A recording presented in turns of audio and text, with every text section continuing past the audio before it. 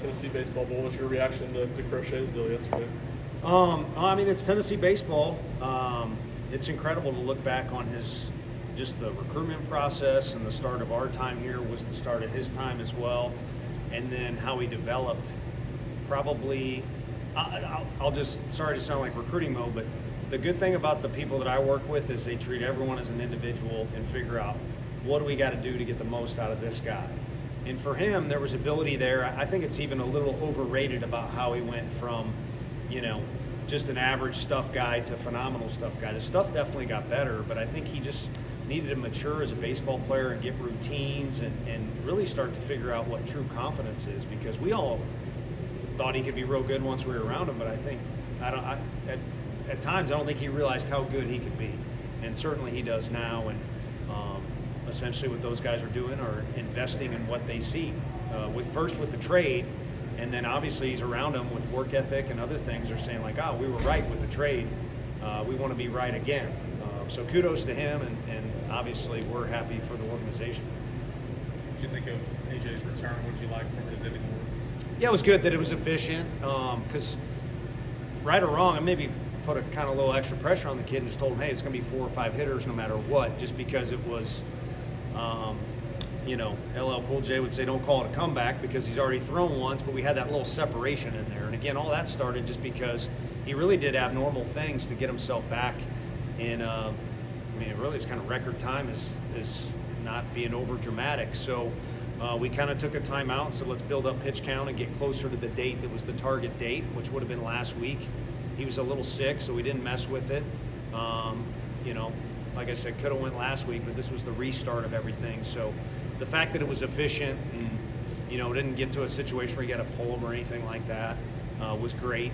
But also the ball was coming out of his hand. And I think the benefit of him throwing a ton in his rehab process is instead of just throwing every pitch like he's trying to throw it through a brick wall, he can pitch a little bit. You saw the velo kind of sporadic there, and that's intentional. It's not because he can't repeat his delivery or anything like that. So a lot of positive, and I think he even went down to the bullpen and worked on some things off speed-wise. So the more reps, the better for him. What's the next step in the progression for him, innings-wise, outings-wise, once a week? Probably next week, and I'm glad he didn't fight us on the coming out of the game again. I think it was 12 pitches in this first inning, so he would have stayed under a reasonable pitch count if we would have put him back out there, I feel. So probably just to get more in a routine where it's a preparation bullpen and then a competitive day, and more than likely that next competitive day would be next Tuesday, and try and stack another inning on top of another one would be ideal. But you saw tonight, we're always going to get tested, and we're trying to win these games too. On Tuesday, it's tough. I talked with another SEC coach 2 days ago. I talked with Coach Van Horn, and you're trying to win on Tuesday, but you're also trying to do some other. That's dicey, but it's also a point in the year where I think every coach in the league says, yeah, that makes sense. That's what we got to get done. You got to keep guys rested, keep guys involved, try to win, but also kinds of other things. So we want to win next Tuesday, but he'll pitch. Do you have a vision long term for what his role can be? I do, but I haven't discussed that with him yet. So I'll do that with him tomorrow, and then maybe we'll share that. But it's, plan A never works out. Like I said, we had plan A was, what it was, hang on, and then another plan A, and something quirky happens. I mean, he even got hit with a foul ball on his foot a while back on his toes. So we'll discuss what plan A is, and then fully be ready to adapt and improvise and overcome. What can you say about Blake Brimmer at this point? He's good, and he deserves everything he gets. I mean, there's no. That's not like a good coaching move to put him in the lineup. It may look like that if or a young kid in the stands or something like that. But if you're at practice or anything like that, or the kid from high school, blue chip recruit, always been a good hitter, was a really good shortstop, but he got injured a bunch and had to overcome that. And he's from Michigan, great place, but you need reps when you're from the north. And so all that combined, last year's team was good. I'll go ahead and throw it in one more time. You got games being cut to short 7 innings. So he's now where he wanted to be and we wanted him to be. And he deserves to be out there. So he's good. So no smart move there, which is kind of a hot topic, because I don't, if I could send out an Instagram, which I'm not traveling, so I'm not using it, or a tweet, don't send me some of the stuff that's on the internet. That's very goofy. Yeah, we're still trying to figure things out here. Who impressed you the most coming out of the bullpen tonight? It's a tough one, and a good jacket too. It would have been Snead if he would have pitched, because he's a big-time Brewers fan as well. But I think there was a glimpse, a little bit for everybody. Deloy was himself. I think the last two times out, he wasn't as good as he's capable of being. But we also throw him in the fire nonstop. So he was very sharp, but I was just glad we were able to score enough and play good enough defense, and everybody was able to hand the baton off to the next guy, that we were able to get a bunch of guys involved. Would have even liked a couple more guys. It could have been Thacker. He just hasn't done well against lefties. I mean, I haven't said that to him, but I'm saying it now, so maybe I need to say that as another meeting tomorrow. I like the way he was throwing the ball the best. It's just those lefties have got in there, and he needs to do better against those guys. Couple more guys. What have you liked from Reese defensively? Chapman? Yeah. It's pretty good. It's pretty good out there. I mean, it's funny how these high school kids get to, and I don't know the formula. I mean, Dominic Fletcher's in the big leagues, Benny. There's a couple guys that just get that they got it.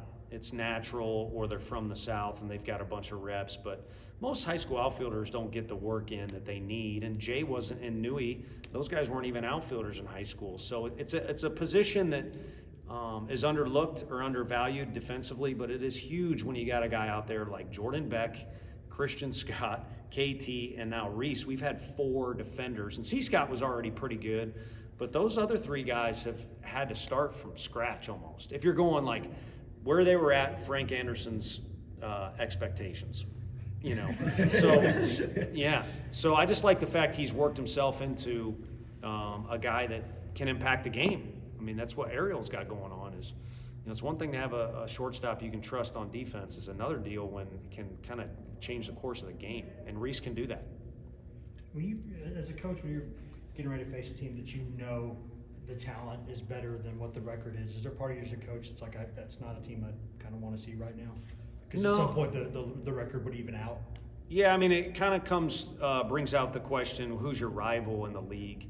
All of them. And who's the toughest? Where's the toughest place to go play? It's all of them. And, it's the same thing this weekend. So I don't even know what the record is. You mentioned that. And it really doesn't matter once you start the series. It's only about what's going on Friday.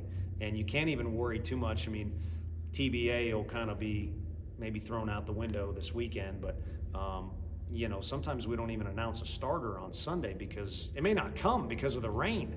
So it's all about just what's going on Friday, and what you'll have is 2 teams that, to me, are still both trying to find themselves a little bit. We've been fortunate enough to have success, but we're still trying to find ourselves. Maybe Russell kind of brings something new to it too, and it's an addition, but there's other subtractions, and Grimmer, and still trying to find out our best version of ourselves, and they're obviously doing the same thing too. But I know 2 no-doubters is, there's no doubt there's a reason they were picked number 1 in the country. They don't just hand that out willy-nilly. They got a lot of oil money down there, but I don't think they paid anybody for that to happen. I'm being facetious, obviously, but they were given that for a reason. And then there's a reason those kids wanted to play for that coach. And there's a reason why those coaches on that staff, one of which I recruited the kid and signed him, they're good dudes, but they're also good coaches that are proven. So they're just trying to find that formula, I think, where they're having as much success yielded on the scoreboard as you'd like. But sometimes the scoreboard doesn't tell the whole story. So again, the talent part and the coaching part are there. It's not our responsibility or any of our business what else is going on, but it is similar to us, trying to find our best version of ourselves. How difficult is Ariel made it to potentially take him out of the lineup whenever Gavin's back in full speed?